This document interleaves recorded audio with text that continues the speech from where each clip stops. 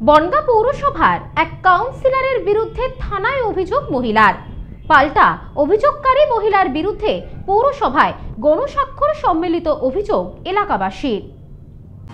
বনগাঁ পৌরসভার এক কাউন্সিলরের বিরুদ্ধে দুই মহিলাকে মারধর, বাড়ি ভাঙচুরের অভিযোগ, এমনকি তোলাবাজিরও অভিযোগ তোলা হয়েছে।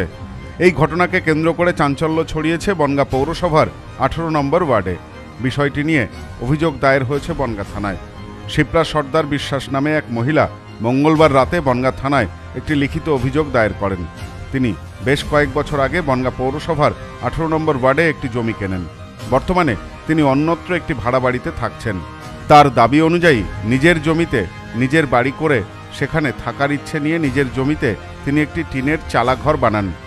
তার অভিযোগ, নিজের জমিতে ঘর বানাতে গেলে স্থানীয় কাউন্সিলর চিরঞ্জিত বিশ্বাস তার কাছে 2 লক্ষ টাকা দাবি করেন, কিন্তু তিনি সেই টাকা দিতে রাজি না হওয়ায় কাউন্সিলরের সহযোগীরা তার উপর নানাভাবে অত্যাচার করতে থাকে। এই অবস্থায় তিনি তার জমিতে টিনের ঘর বানালে সেই ঘর এবং পাঁচিল ভেঙে দেওয়া হয়। এ বিষয়ে তিনি আরো বলেন, টিনের ঘর সে এসে ভেঙে দিয়েছে, প্রথম ফিরে চিরঞ্জিত ছেলে পেলে, তারপর ফিরে আবার করেছি, ঘরটা করলে একবার ঘর ভেঙে নিয়ে চলে গেছে, পাঁচিল পুরো একেবারে ভেঙে দিয়েছে। 2 লাখ টাকা চেয়েছিল, দিতে পারিনি।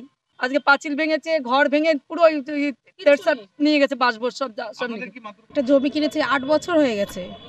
8 বছরের মধ্যে এতদিন কোনোদিন সমস্যা হয়নি।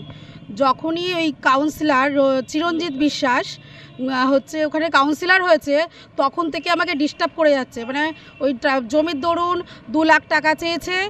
যদিও এই অভিযোগ অস্বীকার করেছেন কাউন্সিলর চিরঞ্জিত বিশ্বাস।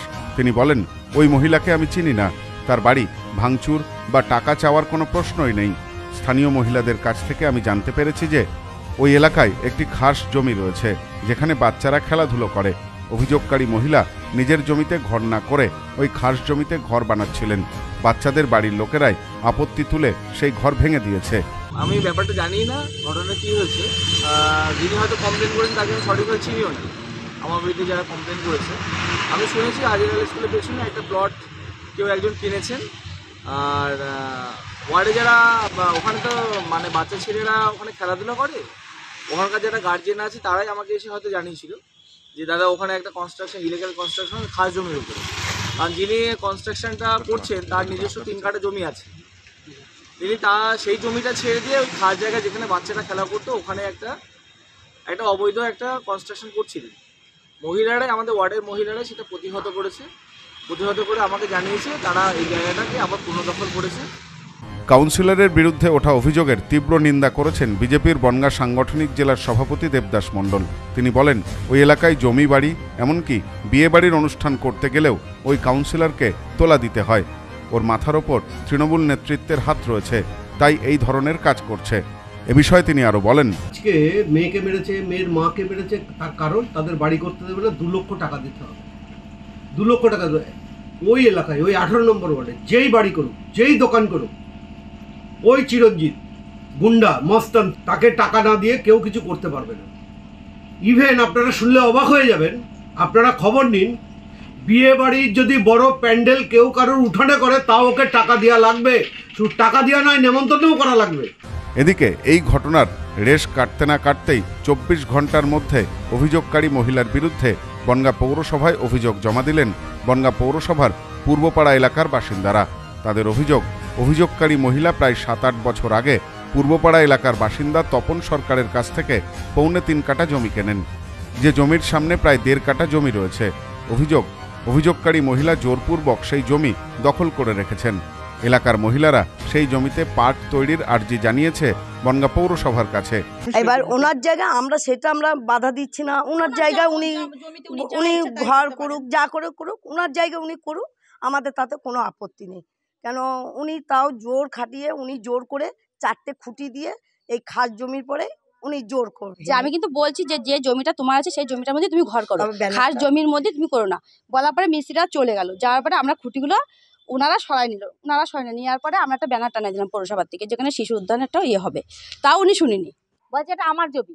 আমরা বললাম কেন এটা তোমার ককারে, বললাম 3 কাঠা জায়গা, পিছন দিকে জায়গা তো আপনার, তাহলে পিছন দিকে করেন।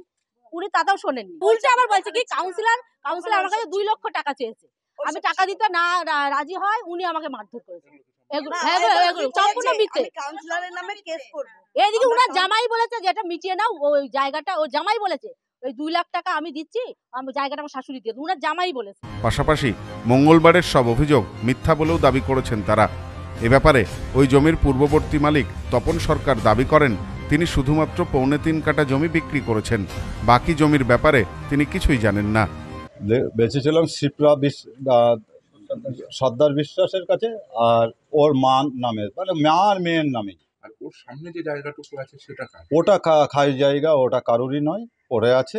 যখন বেঁচেছিলেন তখন শুধুমাত্র ওই 3.25 কাঠা যে জমি ওইটুখানি, উনি কাগজ দেখাক না, ওখানে দলিলই ওইটুখানি লেখা আছে, ওনার দলিলই লেখা আছে, উনি পর্চা করলেও সেইটুখানি হবে। আমরা জানি যে পূর্বপুরুষ দেখে এসেছি, যতদিন আমি বনগাঁ হসপিটালে হয়েছি সেই থেকে দেখে এসেছি ওই জায়গাটা ওইভাবে পড়ে আছে। বিষয়টি নিয়ে বনগাঁ পৌরসভার পৌরপ্রধান গোপাল শেঠ বলেন, গত 16 তারিখ বিষয়টি নিয়ে একটি অভিযোগ বনগাঁ পৌরসভায় এসেছিল। পৌরসভার সংশ্লিষ্ট বিভাগের কর্মীরা ঘটনাস্থলে যান। ওই বাড়ির সামনে ফাঁকা জমিটি বেশ কয়েকজনের নামে রেকর্ড রয়েছে। আগামীতে জমির মালিকরা যদি পৌরসভাকে সেই জমি দান করেন তাহলে সেখানে পার্ক তৈরির চিন্তাভাবনা করা হবে। 18 নম্বর ওয়ার্ডে একজন ব্যক্তি তপন সরকারের কাছ থেকে একটা জমি কেনে, সম্ভবত 3 কাঠাটা হয়, 3.25 কাঠা, এবং ভদ্রমহিলা আমাদের কাছেও আসেন।